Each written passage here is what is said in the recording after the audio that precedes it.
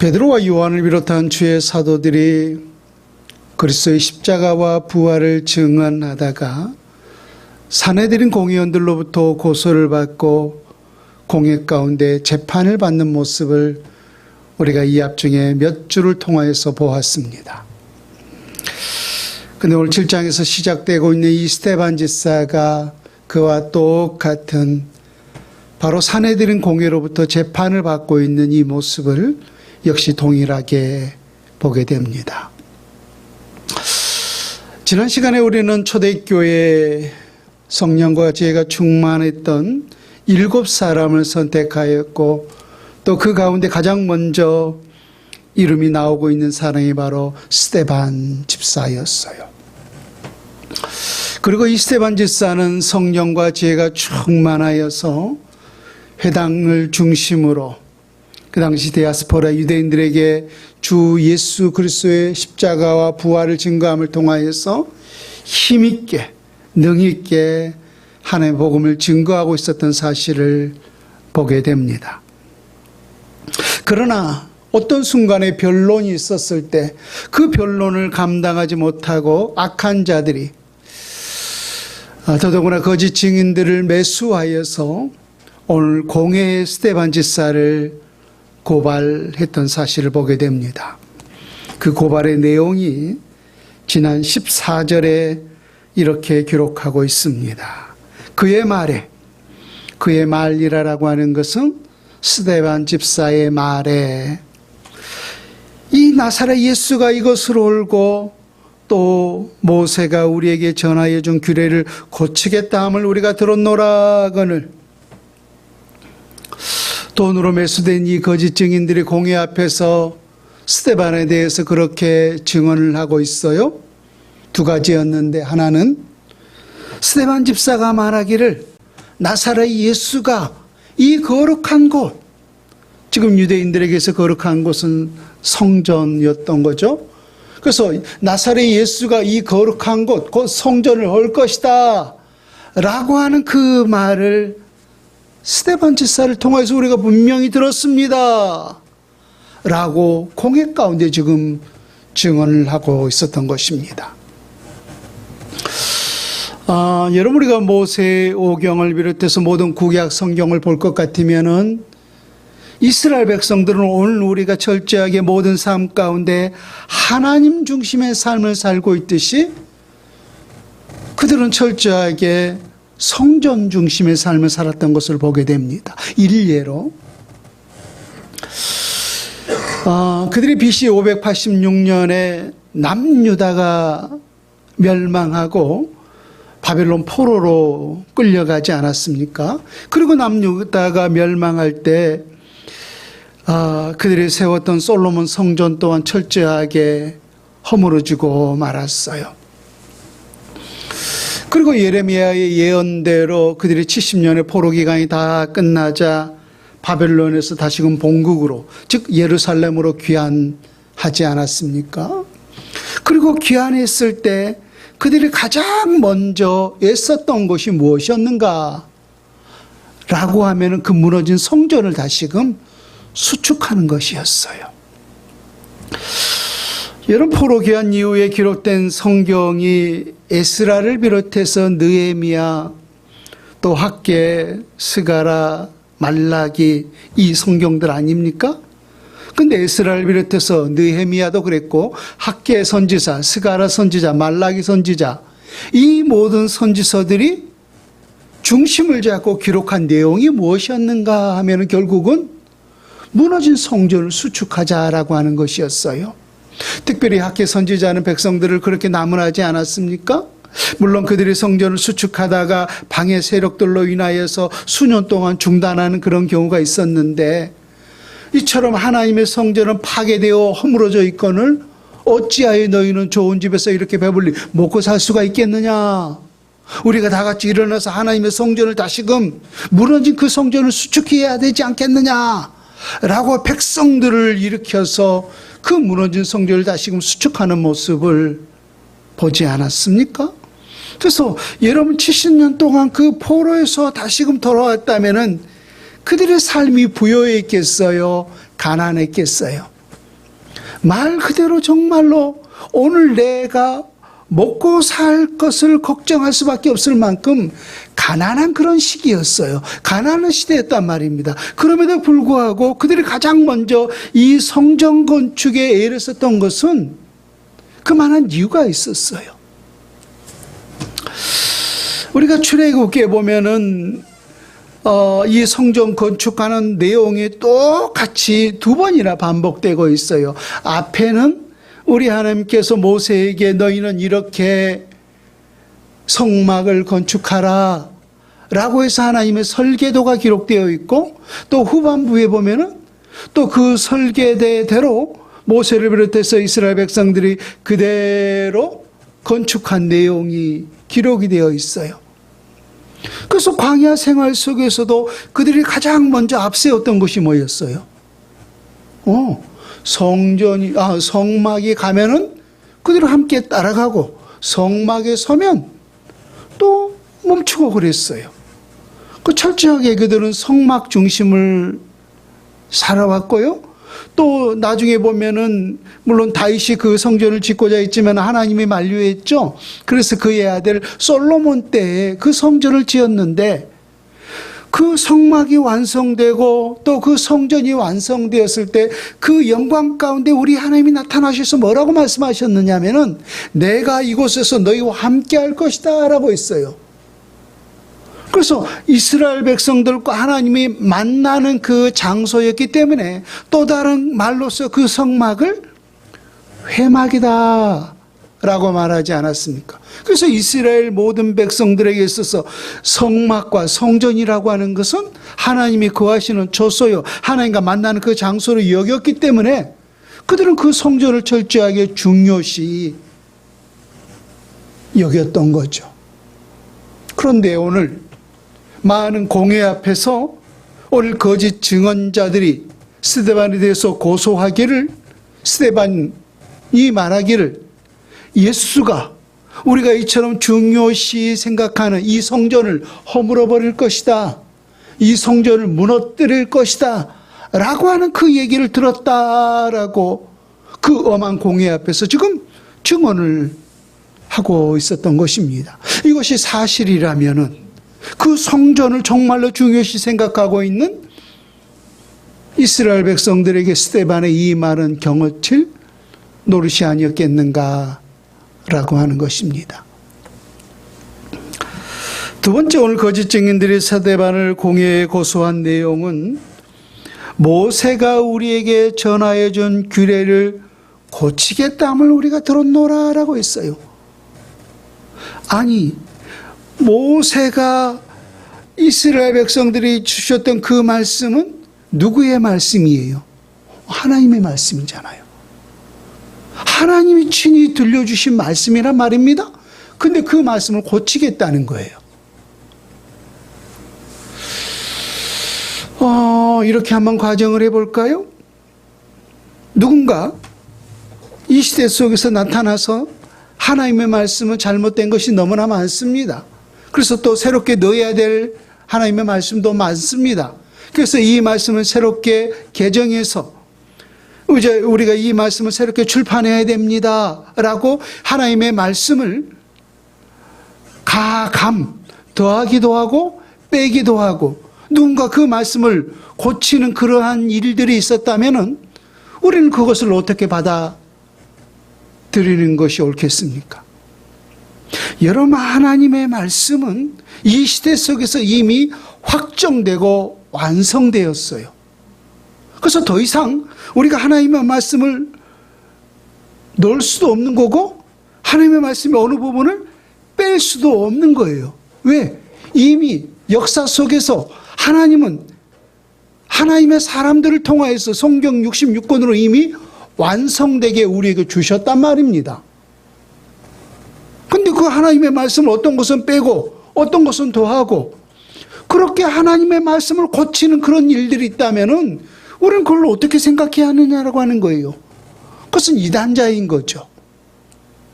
우리 개혁주의 신앙에서 가장 최고의 가치를 두는 것이 뭐예요? 솔라 스크립추라. 오직 하나님의 말씀인 거잖아요. 그래서 어떤 것보다 우리는 최고의 권위를 하나님의 말씀에 두고 있는 거예요. 아무리 탁월한 설교자와 황금의 입을 가지고 있다 할지라도 그 또한 하나님의 거룩한 말씀의 그 권위 안에서 이루어져야 되는 것이지, 하나님의 말씀의 권위 위에 둘 수는 없는 거예요. 오늘날 우리 모두가 천주교에 대해서 이처럼 이단시하는 그 이유가 뭐겠어요? 그들은 하나님의 그 말씀의 권위보다 한 인간, 즉 교황의 권위를 더 위에 두고 있기 때문인 거예요. 그러나 우리 개혁주의 신앙은 건 어떠한 사람의 말보다 가장 최고의 권위를 하나님의 말씀에 두고 있는 것이죠.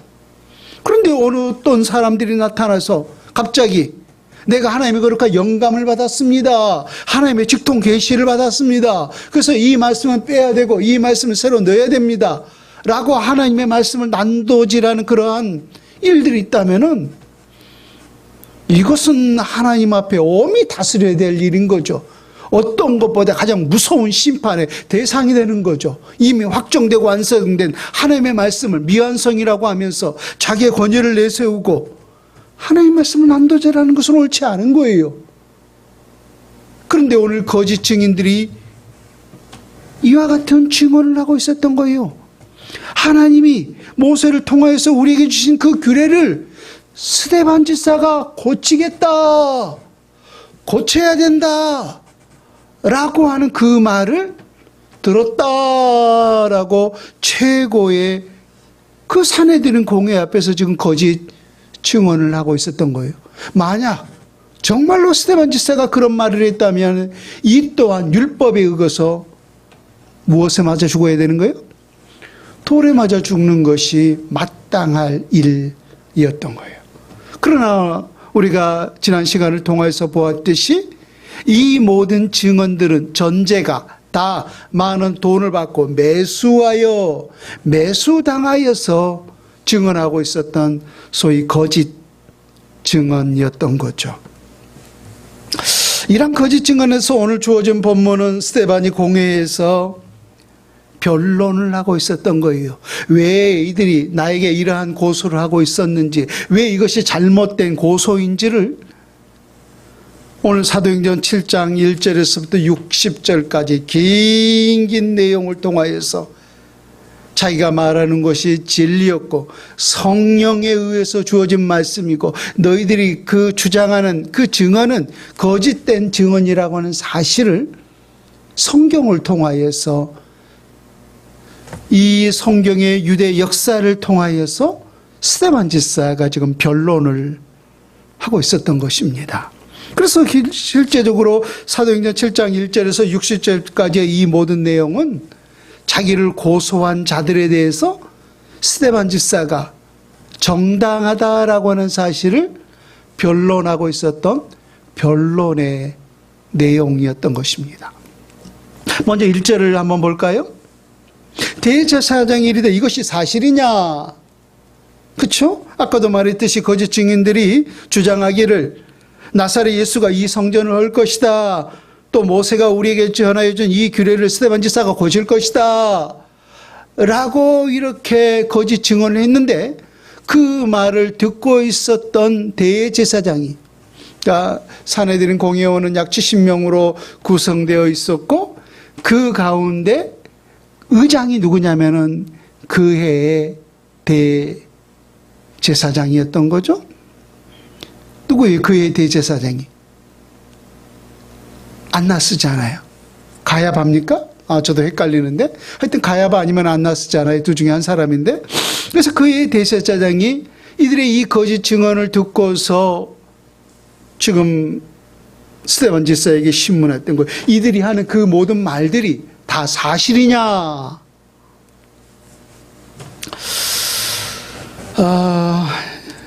이것을 듣고서 지금 스데반 집사가 방금 말했듯이 긴 내용, 꽤 길죠. 1절부터 60절까지 이 모든 성경을 통하여서 지금 변론하고 있었는데, 오늘 우리가 본문 1절에서 16절까지 읽었는데요. 간단하게 요약을 하자면은 2절에서 8절까지의 등장인물의 주제가 누구냐면은 아브라함이에요. 아브라함. 그래서 아브라함을 통하여서 지금 자기가 정당하다고 하는 사실을 증명하고 있었고, 또 9절에서부터 16절까지의 주인공이 누구냐면은 요셉이 등장하고 있어요. 그래서 우리가 1절에서부터 16절까지 읽었습니다마는 2절에서 8절까지는 아브라함을 통하여서 지금 변론을 하고 있었고, 9절에서부터 16절까지는 요셉을 통하여서 지금 변론을 하고 있어요. 그렇다면 스데반 집사가 지금 아브라함에 대해서 변론을 하고 있었는데, 무엇을, 아브라함이 어떤 내용을 통하여서 지금 변론하고 있는가? 먼저 2절부터 4절까지 한번 봅니다. 사도행전 7장 2절에서부터 4절까지. 스데반이 이르되 여러분 부형들이여 들으소서. 우리 조상 아브라함이 하란에 있기 전 메소포타미아에 있을 때 영광이 하나님이 그에게 보여 이르시되 내 고향과 친척을 떠나 내가 내게 보일 땅으로 가라 하시니 아브라함이 갈 때 사람의 땅을 떠나 하란에 거하다가 그의 아버지가 죽으며 하나님이 그를 거기서 너희 지금 사는 이 땅으로 옮기셨느니라. 아까 스데반을 고소한 내용 중에 하나가 뭐였어요? 이 성전을 예수가 할 것이다.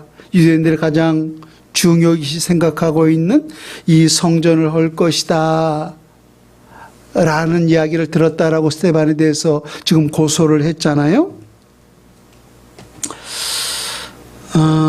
근데 그들은 이것을 가장 중요시 생각하고 있는데 이것을 허문다니, 이건 정말로 큰 신성 모독죄에 해당한다라고 볼 수가 있어요.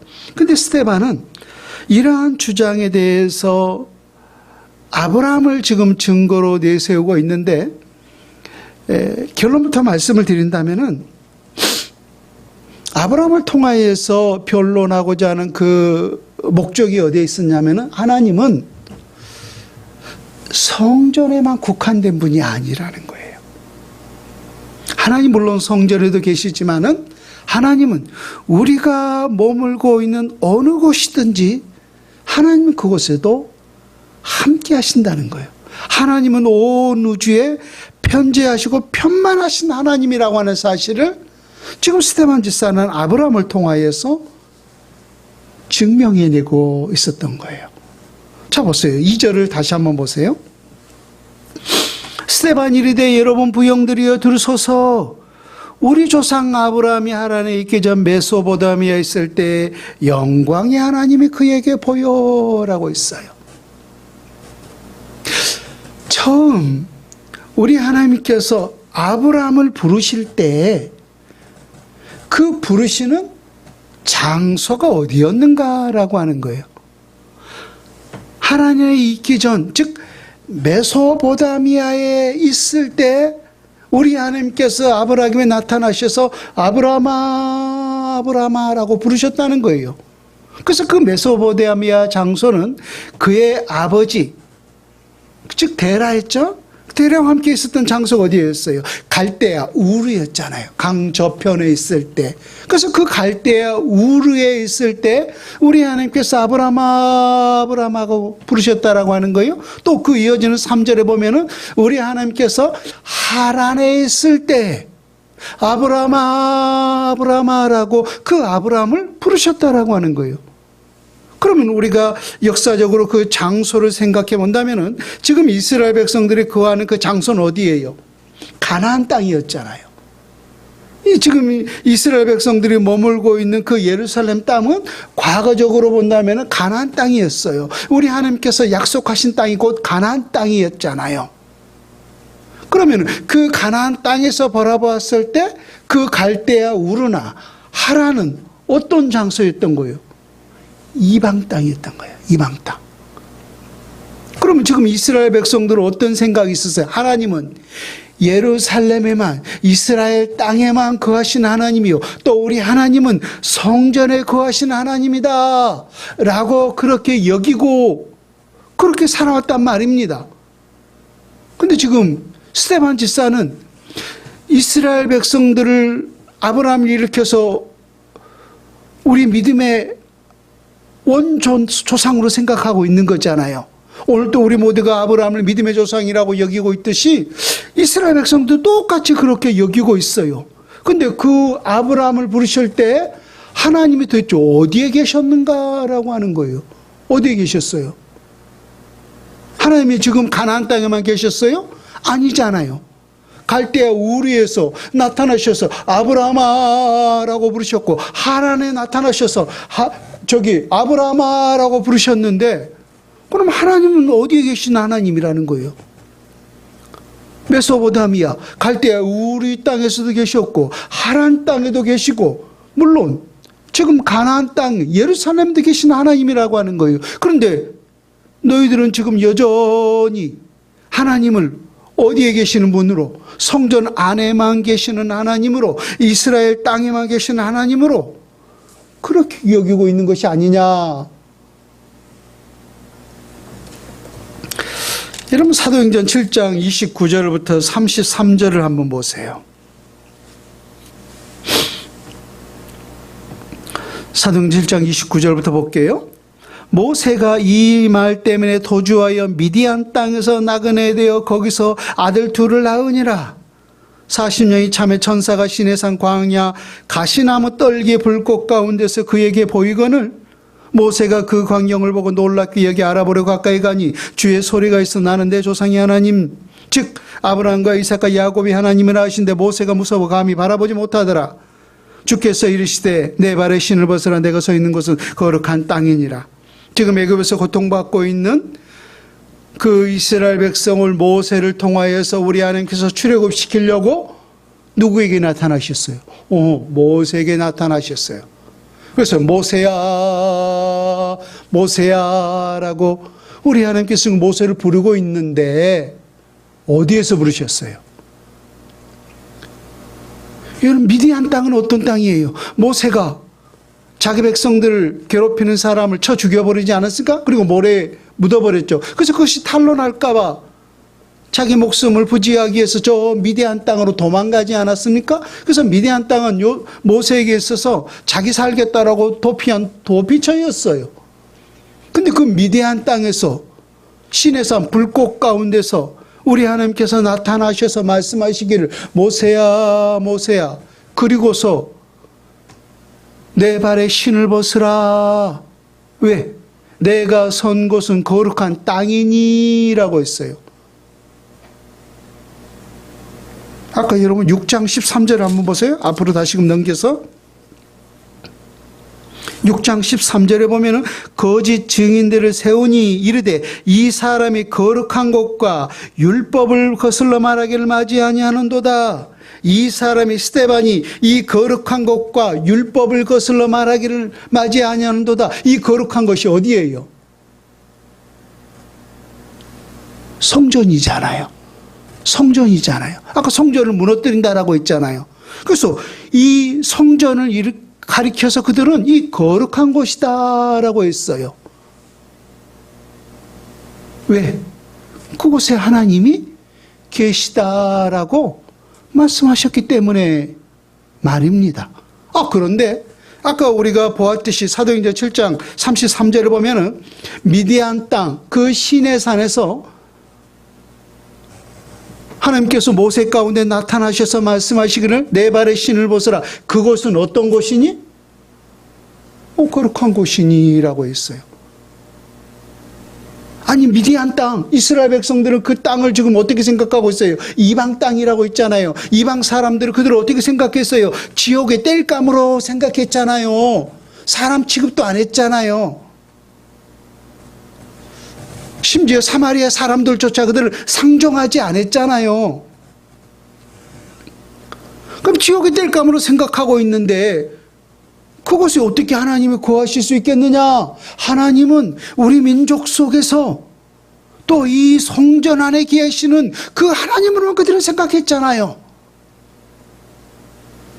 근데 오히려 지금 우리가 사도행전 7장 33절을 보았듯이 우리 하나님 미디안 땅, 그곳이 거룩한 곳이라는 거예요.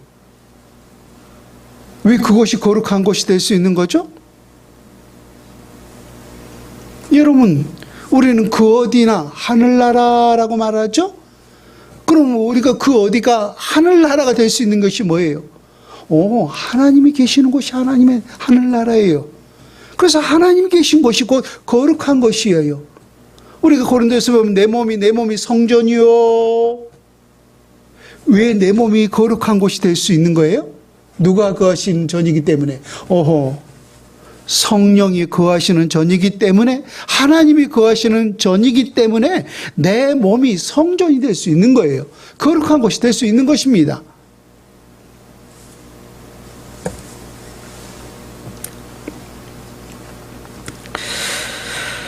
여러분, 계속해서 사도행전 7장 46절부터 50절도 한번 볼까요?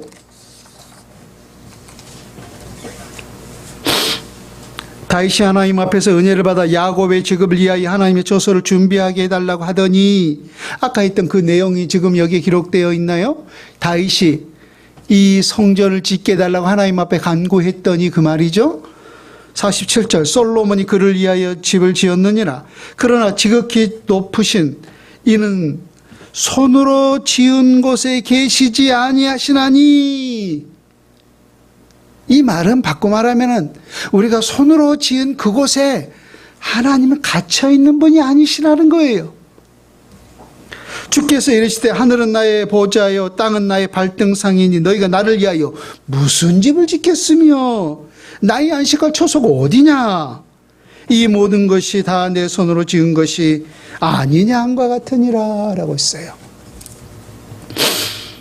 얘는 우리가 편안하게 머물 수 있는 집, 그렇죠? 그래서 우리가 편안하게 머물 수 있고 쉴 수 있는 곳이기 때문에 우리는 집을 또 다른 말로서 안식처다라고 해요. 그래서 우리가 이 땅에 살면서 좀 더 편안하고 좋은 집이면은 우리가 좀 더 안전하고 또 쉴 수 있기 때문에 우리가 좋은 안식처가 되지 않습니까? 여러분 열심히 또 저축하고 벌어서 좋은 안식처가 마련되시길 바랍니다. 그런데 우리가 편안하게 쉴 수 있는 곳이기 때문에 우리가 머무는 그 집을 일으켜서 우리는 안식처다라고 했어요. 그럼 하나님이 편안하게 머물 수 있는, 하나님이 안식할 수 있는 그 안식처가 어디예요? 이스라엘 백성들은 성전으로 생각했던 거예요. 그래서 어찌 보면은 다윗도 하나님이 머물 수 있는 그 아름다운 처소, 성전을 짓기를 원했어요. 근데 하나님 그걸 기뻐했습니까? 물론 그 마음은, 그것은 귀하게 샀지만은 하나님 허락하지 않았어요. 그래서 네가 정말로 원한다면은 내 손에 많은 피가 안 묻었기 때문에 내 아들 때 가능할 것이다 라고 했어요. 그래서 실상은 모든 건 다 누가 준비했죠? 그의 아버지 다윗이 준비했지만은 솔로몬 때 그 모든 성전을 지었단 말입니다. 근데 하나님이 오늘 나단 선지자를 통해서 말하기를 나의 안식할 처소가 어디냐라고 하는 거예요. 내가 그곳에 갇혀 살지 않다는 거예요. 하늘과 땅이 나의 안식처라는 거예요. 그러면은 하나님은 어디에 계신다는 거예요? 온 우주를 삼아서 주님은 그곳에 안식처를 삼고 있다는 거예요. 그래서 하늘은 나의 보좌고 땅은 나의 발등상이라는 거예요. 그러니까 하나님은 온 우주 속에 편재하여 계신 분이라고 하는 거예요. 그럼 보세요.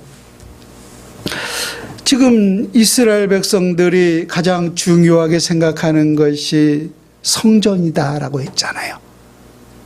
근데 우리 하나님께서 아브라함을 부르실 때, 또 이스라엘 백성들이 가장 존경에 맞이하는 그 모세를 부르실 때 하나님이 어디에서 그를 부르셨는가라고 하는 거예요.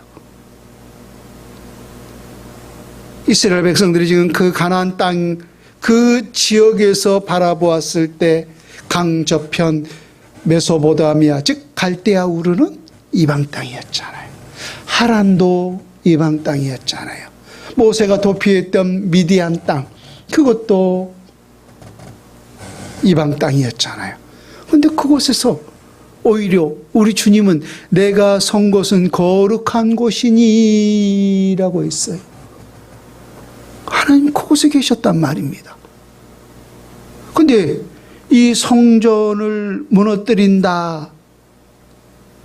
그렇게 해서 지금 스데반을 고소하고 고발하고 있는데 또 여러분 생각해 보세요. 정말로 하나님이 그곳에만 계시는 하나님이라면은 성전 속에만 계시는 하나님이라면은 역사 속에서 우리 하나님께서 그 성전을 파괴하도록 내 집을 내가 머무는 내 집을 파괴하도록 그렇게 내버려 둘 수가 있겠는가라고 하는 거예요. 우리가 역사 속에서 우리 하나님께서 설계대로 주셨던 그 성막도 흔적이라도 있습니까? 하나님이 주셨던 그 성막조차도 어디에 있는지, 그 법궤는 어디에 있는지, 또 그 안에 있었던 물두멍은 어디에 있었는지, 많은 것들을 귀한 황금으로 만들지 않았습니까? 뭐 노수로 만든 것도 있었지만 흔적도 없어요. 또 역사 속에서 보면 아까 그들이 가나안 땅을 정복해서 솔로몬 시대 때 만들었기 때문에 솔로몬 성전이었고, 근데 그 성전도 파괴되었죠. 그리고 다시금 그들이 포로 귀환 돌아와서 스룹바벨에 의해서 다시금 재건되었기 때문에 그 성전은 스룹바벨 성전이라고 했어요. 근데 그 성전이 지금 어디 있나요? 또 AD 70년에 우리 예수님께서 제자들이 선생님 이 성전을 보십시오. 너무나 하라고 아름답지 않습니까? 라고 했던 그 성전. 오히려 우리 주님은 돌 위에 돌 하나도 남지 않고 다 무너질 것이다 라고 했어요. 그리고 우리 예수님이 그 예언대로 그들이 로마의 AD 70년에 멸망을 당하면서 디도 장군에 의해서 돌 위에 돌 하나도 남지 않고 철저하게 허물어지는 그 모습을 보지 않습니까? 만약에 우리 하나님이 그곳에 갇혀 있는 분이라면은 어떻게 내 집이 그렇게 파괴되도록 내버려둘 수가 있겠는가 하는 거예요. 사람이 막지 않더라도 하나님이 그 일을 보호하고 막으셨을 것입니다.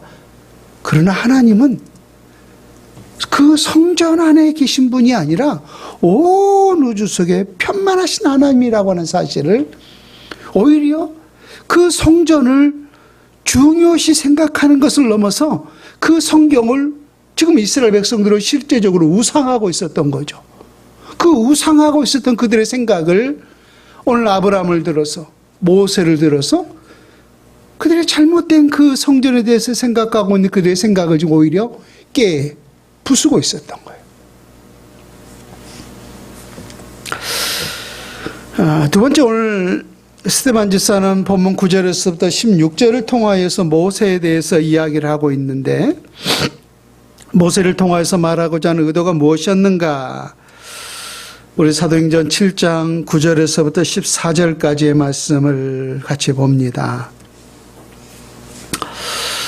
여러 조상이 요셉을 시기하여 애굽에 팔았더니 하나님이 그와 함께 계셔 그 모든 환난에서 건져내사 애굽 왕 바로 앞에서 은총과 지혜를 주심에 바로가 그를 애굽과 자기 온 집의 통치자로 세웠느니라.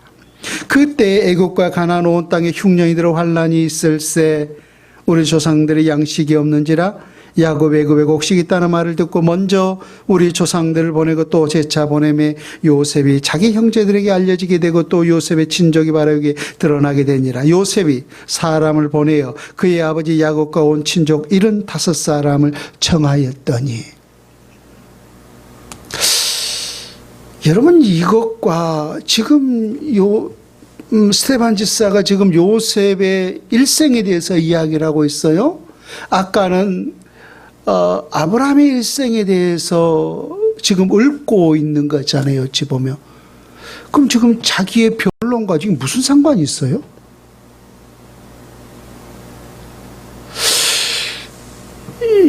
여러분, 우리가 의미를 부여하지 않고 그냥 맥락 없이 우리가 이 사도행전 7장을 읽으면은 지금 스데반 집사는 이스라엘 백성들이 태동하게 되었던 그 민족의 정기를 지금 나열하고 있는 것처럼 그냥 보여요, 단순하게.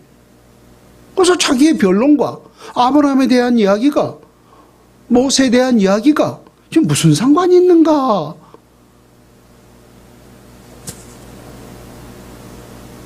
여러분, 언젠가 제가 그 창세기에 대해서 꽤 수년 동안 강해를 한 적이 있어요. 여러분 기억날 수 있을는지를 모르겠지만은 이 요셉에 대해서 수주 동안 설교를 하면서 모욕론에 대한 이야기를 한 적이 있어요. 무슨 말인가 하면은 이 요셉의 일생은 예수 그리스도를 나타내고 드러내게 한 그리스도의 모형이다라고 하는 거예요. 우리가 우리가 방금 읽고 보았듯이 요셉의 일생을 우리가 찬찬하게 훑어보면은 흡사 누구와 같은 거예요? 그리스도와 철저하게 닮은 꼴을 하고 있는 것을 보게 돼요. 그래서 지금 스데반 집사는 예수에 대해서 한마디라도 있어요, 없어요? 7장에서 예수에 대한 이야기가 한 단어도 나타나고 있지 않아요. 근데 실상은 예수에 대해서 말하고 있었던 거예요. 누구를 통하여서? 요셉의 일생을 통하여서 말입니다. 근데 나중에 보면은 이 눈치 빠른 대제사장을 비롯한 사두개인들과 이 모든 공회원들이 스데반이 무엇을 말하고 있는지 알아요. 제가 그래서 눈치가 빠르다라고 했잖아요. 지금 스데반은 아브라함에 대해서 이야기하고 있고 단지 또 모세에 대해서 이야기하고 있는데 그들은 그 설교의 그 긴긴 변론의 이야기를 들으면서 그들 안에 찔림이 있었던 거예요. 왜? 이 자식이 지금 말하고 있는 것이 요셉에 대해서 말하고 있지만은 실상은 그 요셉을 빌려서 예수에 대해서 말하고 있구나 라고 하는 그 사실을 그들은 눈치를 챘던 거예요. 그래서 그것을 알았기 때문에 나중에 그 소리가 듣기 싫다고 누구를 돌로 쳐 죽이고 말았어요. 스데반을 돌로 쳐 죽이고 말았던 거예요. 그래서 지금 이 요셉을 말하고 있었던 것은 실상은 그 요셉을 빌려서 그리스도를 말하고 있었던 거예요. 이게 바로 모형론이었던 거죠. 몇 가지만 그 닮은 꼴을 제가 정리해 왔는데요. 들어보세요. 요셉은 아버지에게 있어서 가장 사랑받는 아들이었어요. 그렇죠? 12아들이 있었지만은 그럼에도 불구하고 그들을 더욱 사랑하며 그에게 무슨 옷을 입혔어요? 채색 옷을 입혔잖아요. 그러니까 그 채색 옷이 화려한 게 문제가 아니라 가장 사랑하는 아들에게 입혀주는 옷이었던 거예요. 그러니까 그럴 수밖에 없었던 것은 야곱이 가장 사랑하는 아내가 누구였어요? 4명의 아내가 있었지만 라헬이었잖아요. 그러니까 라헬에게서 낳은 자식이 바로 요셉이었던 거죠. 또 그의 아들은, 막내 아들은 또 죽고 말지 않았습니까? 그래서 가장 사랑하는 아들이 바로 요셉이었는데 야곱에게 우리 예수님도 마찬가지셨잖아요. 하나님은 예수님을 가리켜서 이는 내 사랑하는 아들이요 내가 기뻐하는 자라라고 했어요. 두 번째 닮은 꼴은 억울한 누명을 뒤집었었다는 거예요. 그래서 아버지가 그 아들을 사랑함을 통하여서 시기심의 노예로 팔아버렸잖아요. 죽일까 하다가. 그래서 그렇게 억울한 누명을 쓰고 때로는 옥에 갇히기도 했죠. 우리 예수님도 마찬가지잖아요. 본디오 빌라도가 나는 이 사람에게서 어떠한 죄도 발견하지 못하였노라 라고 그렇게 재판관이 말했듯이 우리 예수님은 어떠한 죄도 없으셨어요. 죄 자체가 없으신 분이기 때문에. 그런데도 불구하고 가장 흉악한 죄를 뒤집어쓰고 십자가 처형을 당하지 않았습니까? 세 번째 닮은 꼴은 그렇게 요셉의 형제들에 의해서 팔림을 당하였지만은 나중에는 결국은 그 과정을 통해서 누구를 살렸어요? 그쵸, 많은 기근 때문에 그들이 그 땅에 곡식을 구하러 오지 않았습니까? 그래서 그를 팔았지만은 오히려 요셉이 자기의 형제들을 살리는, 구원하는 그런 놀라운 역사가 있었던 거죠. 우리 주님도 마찬가지 않았습니까? 원수들로부터 그렇게 가장 흉악한 죄인에게 주는 그 십자가의 처형을 당하였지만은 그 십자가의 그 죽음을 통하여서 만 백성들을 구원하는 놀라운 역사를 일으켰던 거죠. 네 번째 닮은 꼴은 고난과 영광이죠. 요셉은 그처럼 팔림을 통해서 엄청난 고난의 과정을 겪었지만은 결국은 나중에는 애굽의 두 번째 가는 총리가 되는 그 놀라운 역사를 보았듯이 우리 예수님도 마찬가지 아닙니까? 십자가에서 그렇게 가장 처참한 죽음을 당하였지만은 부활의 그 영광을 통하여서 하나님 보좌 위에 오르는 고난과 영광의 모습을 우리가 요셉을 통하여서 보듯이 예수 그리스도를 통하여 역시 볼 수 있었던 거예요. 그래서 요셉은 그리스도의 모형이었던 거예요.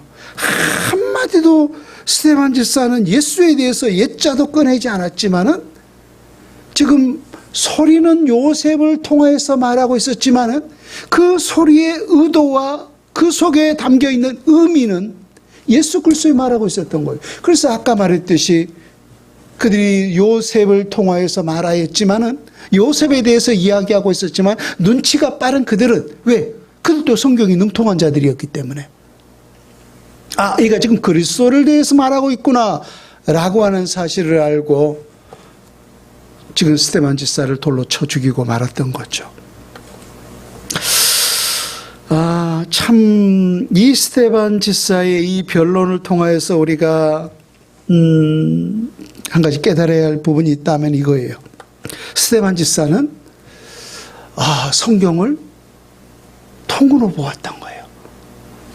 어쩌면은 지금 이 성경에 능통한다라고 생각했던 이 대제사장을 비롯한 종교 지도자들은 성경을 다 안다라고 했지만 실상은 부분적으로 알고 있었어요. 그러나 오히려 스데반 집사는 성경을 영적 감동에 의해서 전체 통으로 알고 있었던 거예요. 무엇을 말하고 있었는지 문자적인 것뿐만 아니라 그 속에 담겨있던 그 속내를 알고 있었던 거죠. 또 하나는 성경은 많은 사건에 대해서 이야기하고 있고 또 많은 인물, 즉 많은 사람에 대해서 이야기하고 있지만은 그 속에 담겨있는 의도가 뭐냐면은 구속사예요.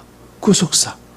성경에서 여러분 이 구속사를 빼버리면은 구속사가 뭐냐면은 어떻게 하나님께서 그 사건을 통하여서 또 그 사람을 통하여서 하나님께서 택한 자를 구원해 나가고 있는가 그 의미가 담겨 있는 게 지금 구속사잖아요.